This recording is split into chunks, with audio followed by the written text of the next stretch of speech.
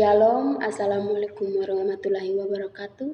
Salam sejahtera untuk kita semua. Perkenalkan, nama saya Rani Puspatakama. Saya dari program studi pendidikan guru sekolah dasar Universitas Tribuana Kalabai.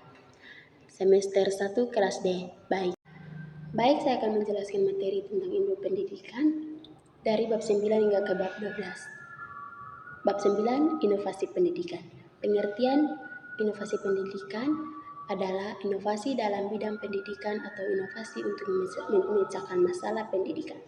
Masalah pendidikan adalah suatu sistem, maka inovasi pendidikan mencakup hal-hal yang berkaitan dengan komponen sistem pendidikan, baik sistem dalam arti sekolah perguruan tinggi atau lembaga pendidikan yang lain maupun sistem pendidikan dalam arti luas, misalnya sistem pendidikan nasional.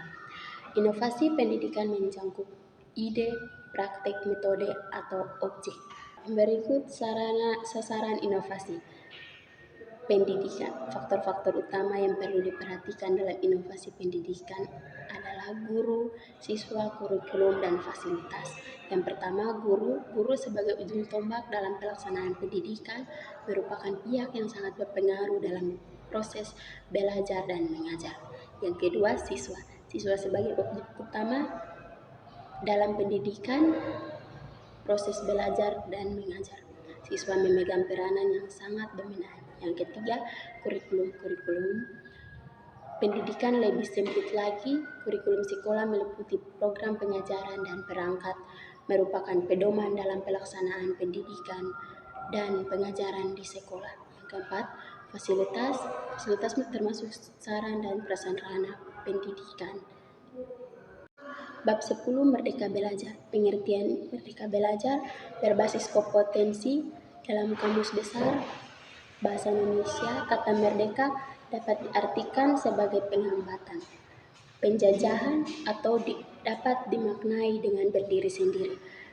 Menurut pakar, pendidikan belajar merupakan sebuah usaha yang diupayakan untuk perubahan setiap individu untuk memperoleh perubahan secara keseluruhan yang didapatkan dari proses pengalaman serta dari respon interaksi terhadap lingkungan kepada setiap individu. Merdeka belajar juga dapat dimaknai dengan memberi ruang yang lebih terhadap siswa dengan adanya kesempatan belajar secara nyaman, tenang, dan bebas. Sedangkan kompetensi adalah kemampuan peserta didik untuk melakukan sesuatu dengan baik, misalnya mampu mengerjakan tugas atau pekerjaan secara efektif. Yang berikut ada 4 pokok program Merdeka Belajar.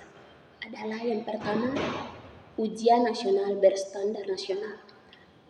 Ujian sekolah berstandar nasional. Ujian ini dilakukan untuk menilai kompetensi siswi dalam bentuk teks tulis atau bentuk penilaian lainnya. Yang kedua, ujian nasional. Penyelenggaraan ujian nasional yang selama ini terjadi akan diubah menjadi asesmen kompetensi. Yang ketiga, rencana. Pelaksanaan pembelajaran ini disusun sebelum guru mengajar di sekolah. Yang keempat, peraturan penerimaan siswa baru. Dengan konsep ini bertujuan mengkomunikasikan ketimpangan akses dan kualitas di berbagai daerah. C. Landasan. Terbentuknya Merdeka Belajar, banyak siswa merasa jenuh dan akhirnya tidak acuh saat guru menjelaskan pembelajaran ketika belajar mengajar sedang berlangsung. Ciri-ciri pembelajaran berbasis kompetensi. Pembelajaran berbasis kompetensi memiliki ciri-ciri sebagai berikut. Yang pertama, menekankan pada ketercapaian kompetensi siswa berorientasi pada hasil belajar. Yang kedua, penyampaian dalam pembelajaran dengan menggunakan pendekatan. Bab 11, strategi pelibatan keluarga. A. Strategi pelibatan keluarga bisa. Satuan pendidikan. Menurut bahasa dalam dunia pendidikan, strategi diartikan sebagai strategi perencanaan yang berisi tentang rangkaian kegiatan yang direncanakan untuk mencapai tujuan pendidikan. B. Strategi pelibatan keluarga di satuan pendidikan. Persebaran virus COVID-19 yang masih di berbagai negara memaksa untuk melihat kenyataan bahwa dunia sedang berubah. Yang pertama, penyediaan akses bagi orang tua dan keluarga. Yang kedua, home-physing strategi. Yang ketiga, penyediaan pusat layanan komprehensif. Yang keempat, strategi generasi silang. Bab 12, strategi pembelajaran campur.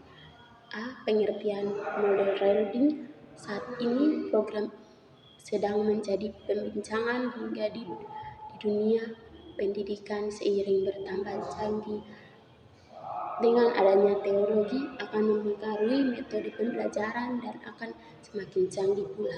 B. Strategi pembelajaran secara efektif di era neonormal. Pandemi COVID-19 menjadi sistem pembelajaran harus mencari bentuk inovasi untuk proses kegiatan belajar mengajar secara efektif. Inovasi pembelajaran dibutuhkan untuk menjabati adanya halangan pembelajaran secara tatap muka menuju pembelajaran secara online. Dalam pembelajaran neonormal ini, pendidikan harus mampu menyusun strategi pembelajaran secara efektif di era neonormal. Hal ini sesuai dengan arahan materi pendidikan dan kebudayaan Republik Indonesia dalam era neonormal ini adalah yang pertama, pembelajaran dalam kelompok kecil. Pembelajaran dalam kelompok kecil merupakan usaha untuk meningkatkan peran anak didik secara mandiri dalam melakukan pembelajaran, yaitu dengan mengurangi peran pendidikan dalam proses interaksi edukatif. Yang kedua, pembelajaran secara home visit. Strategi pembelajaran secara home visit ini adalah pendidikan mengunjungi anak didik di rumahnya dalam waktu tertentu. Adanya home visit ini berguna bagi anak didik dalam proses pembelajaran. Yang ketiga, pembelajaran secara project based. Pembelajaran ini adalah pembelajaran yang berpusat pada guru, dapat mengurangi tanggung jawab anak didik pada proses pembelajaran. Yang keempat, pembelajaran secara online. Dalam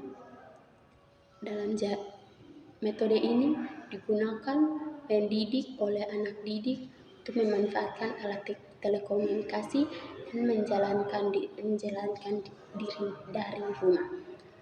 Kelima, pembelajaran secara blend. Kemajuan teknologi memberikan dampak perubahan pada proses pembelajaran.